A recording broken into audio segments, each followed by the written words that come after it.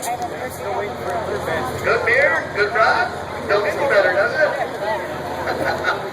No carry-ins here on the grounds, ladies and gentlemen.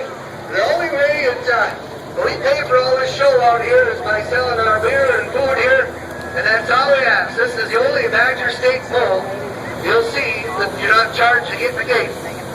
So that's all we ask. No carry-ins, no coolers. And if they see your cooler, they're going to ask you to dump it out, get rid of it. So we just appreciate everybody just buys all their refreshments right here on the grounds.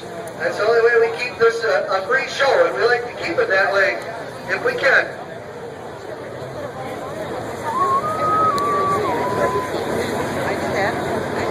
Most of the money goes to Badger State.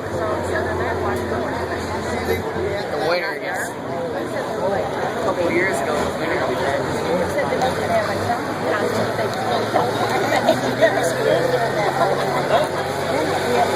Yeah.